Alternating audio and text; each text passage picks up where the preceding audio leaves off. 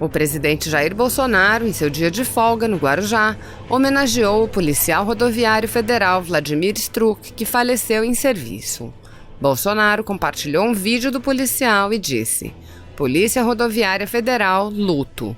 Nosso profundo pesar pelo passamento em serviço na cidade de Sidrolândia, Mato Grosso do Sul, do policial rodoviário federal Vladimir Benedito Struk.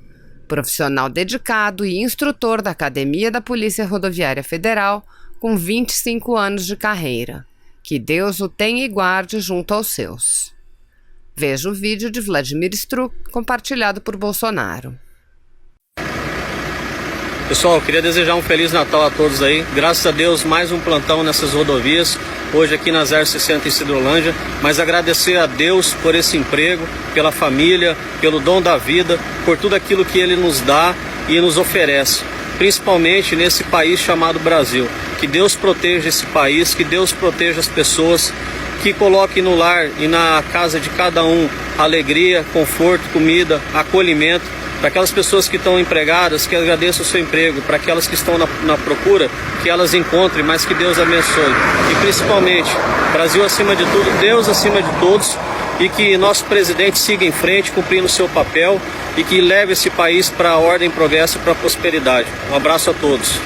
O presidente do Supremo Tribunal Federal, Dias Toffoli, atendeu ao pedido da União e liberou a redução do seguro DPVAT.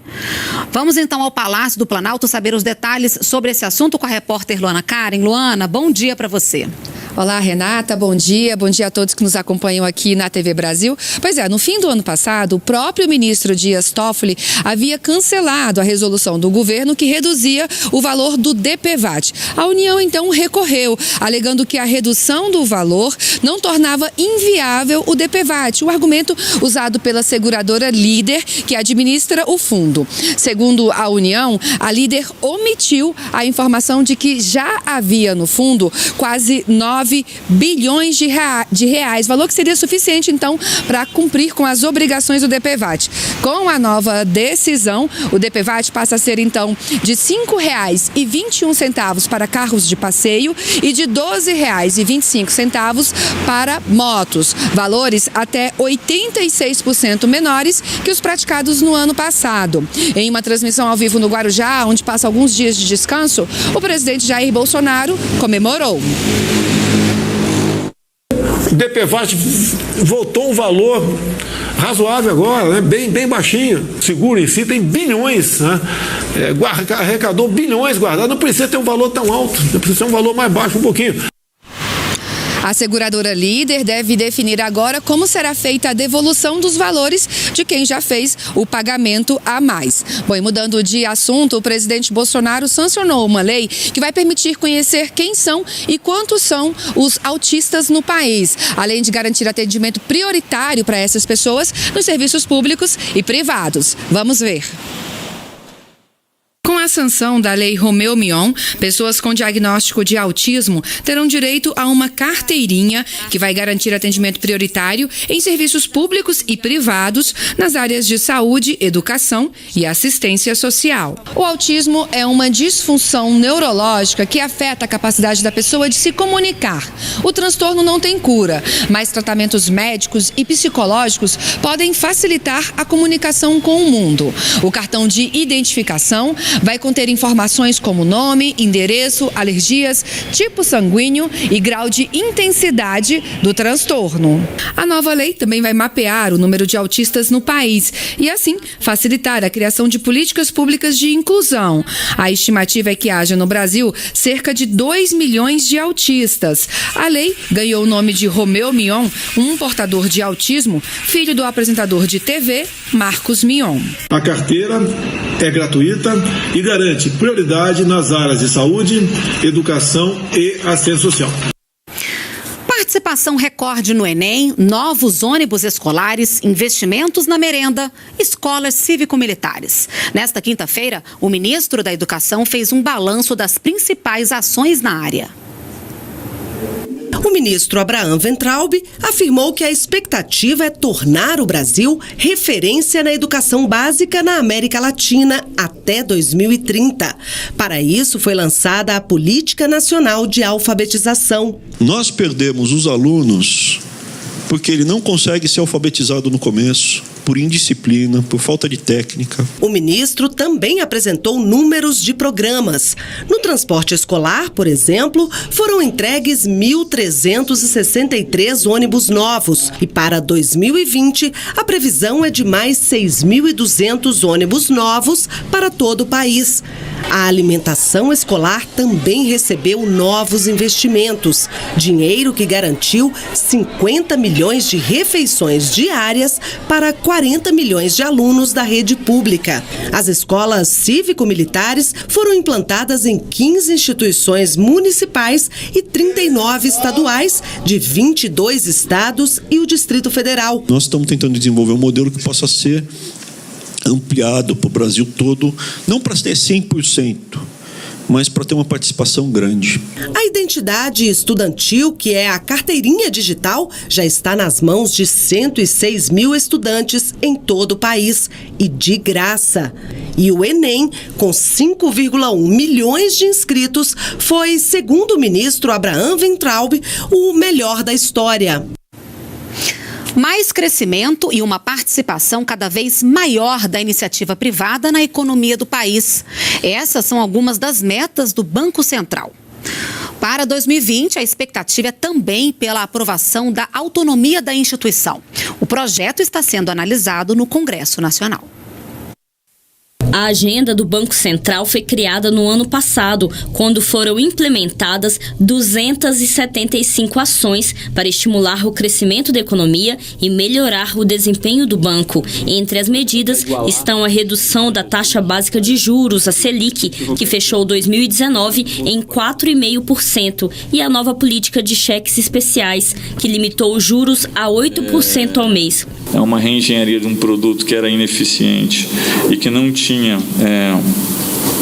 condições que nós achávamos que eram razoáveis, né, no mercado. O cooperativismo, o incentivo ao microcrédito e a política de crédito rural também fazem parte da lista de objetivos do banco. A instituição prevê ainda mais crédito para a compra da casa própria, o que já tem aquecido o setor da construção civil. A expectativa para 2020 é a aprovação da autonomia do Banco Central. Com a mudança, o presidente da instituição perde o status de ministro e os mandatos não ficam mais vinculados ao do presidente da República, o que garante mais independência ao órgão. A previsão é de que esse projeto seja aprovado pelo Congresso Nacional ainda no primeiro trimestre deste ano. Nós entendemos que existe um ambiente legislativo propício para aprovação. Nós assinamos o projeto da Câmara, então esse é o projeto que nós entendemos que é o melhor projeto. A Agência Nacional de Energia Elétrica, ANEEL, analisa uma mudança na taxação da energia solar produzida por consumidores para uso próprio. É a chamada geração distribuída, que hoje conta, por exemplo, com a isenção do pagamento de tarifas pelo uso do sistema elétrico. Na casa do Abel, as 12 placas solares instaladas há 4 anos geram uma economia mensal de até 50% na conta de luz. Como ele não consome tudo que é produzido pelas placas, parte da energia volta para a rede de distribuição elétrica, o que gera um crédito para o consumo. Ele só está me fazendo bem, e não só para mim, né, mas para o planeta todo. Funciona assim: quando o consumidor adere à geração distribuída, ou seja, produz a própria energia por meio de painéis solares, por exemplo, pode consumir a energia imediatamente ou transmitir para a rede da distribuidora e ser compensado depois com descontos na conta de luz. Nesse caso, a rede da distribuidora acaba funcionando como uma bateria. A regra atual prevê incentivos para quem participa desse sistema, entre eles a isenção do pagamento de tarifas pelo uso do sistema elétrico. O problema, segundo a ANEEL, Agência Nacional de Energia Elétrica, é que esse incentivo gera um custo alto, que pode chegar a R$1 bilhão em 2021 e que pode ser repassado aos demais consumidores. A regra vigente, ela diz que para cada 1 kWh que você gerar, você irá perceber um benefício de 1 kWh também. Então, é 1 para 1. hoje se propõe que 60% do benefício não seja compensado pelo consumidor final. Então, o 1 para 1 viraria 1 para 0,4. 60% o consumidor que investiu do próprio bolso, que gerou benefício, ele não conseguiria incorporar esse benefício. E é exatamente por causa desse impacto para o consumidor que no ano passado a ANEEL anunciou que estudava a retirada de incentivos para quem produz a própria energia. O presidente Jair Bolsonaro se manifestou contra a taxação e chegou a tratar o assunto com os presidentes da Câmara, Rodrigo Maia, e do Senado, Davi Alcolumbre, para reverter no Congresso uma eventual decisão da ANEEL. Quem quer produzir energia para o seu negócio, etc., não tem taxação. Okay? Agora, se ele quiser vender energia, você vai ter que transportá-la. E hoje em dia é meio físico. O meio físico a ser utilizado, ele vai negociar. Nesta terça-feira, o porta-voz da presidência, Otávio Rego Barros, comentou uma reunião entre Jair Bolsonaro e o presidente da ANEEL no Palácio do Planalto. O porta-voz reafirmou a autonomia da agência, mas explicou que é preciso estudar alternativas para não repassar o custo aos consumidores. É a ANEEL, sob a qual nós não temos nenhuma imposição, vai estudar o caso, mas um dos seus diretores já esboçou claramente ao senhor presidente a intenção de não haver essa taxação. A crise humanitária na Venezuela tem forçado venezuelanos a se refugiarem aqui no Brasil. Essas pessoas foram acolhidas e transferidas para cidades do interior do país. Todas receberam vacinas e documentos como CPF, RG e carteira de trabalho. Nas fotos na estante, a lembrança de parte da família que ficou na Venezuela. No sorriso, o alívio de quem conseguiu fugir da crise que vive o país de origem. Ruby conta que cruzou a fronteira com a família em busca de mais oportunidades. A vida só começou a mudar quando conheceu a Operação Acolhida. Hoje, com emprego, casa e esperança de um futuro melhor, Ruby agradece. Eu estou muito agradecida, muito agradecida porque han hecho muitas coisas por nós. Só no ano passado foram investidos cerca de 10 milhões de reais na Operação Acolhida. Coordenada pela Casa Civil da Presidência da República, a ação tem apoio do Exército Brasileiro, do Ministério da Cidadania e das agências da Organização das Nações Unidas para os Refugiados e para as Migrações. O objetivo é promover a inclusão socioeconômica dos venezuelanos que chegam ao Brasil pela fronteira em Roraima. A venezuelana Jéssica está há 2 meses neste abrigo em Brasília com os 2 filhos. Mi hijo está bien, mi hija tiene escuela, tiene alimentação, vivimos como uma família normal.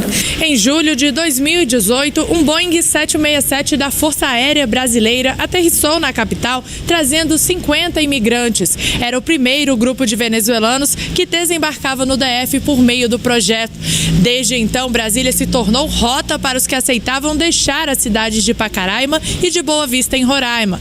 Desde 2018, mais de 25 mil pessoas foram interiorizadas para 356 municípios em todo o país.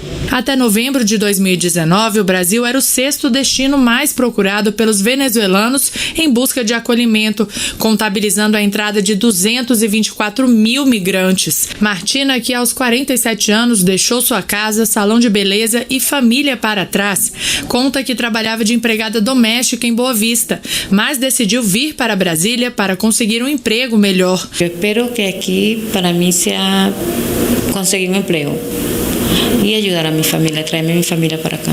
Se você apoia Jair Bolsonaro, curta este vídeo, manifeste a sua opinião e compartilhe para que a vontade do povo brasileiro seja conhecida. Inscreva-se no canal para ter acesso gratuito ao nosso conteúdo. Uma produção Folha Política.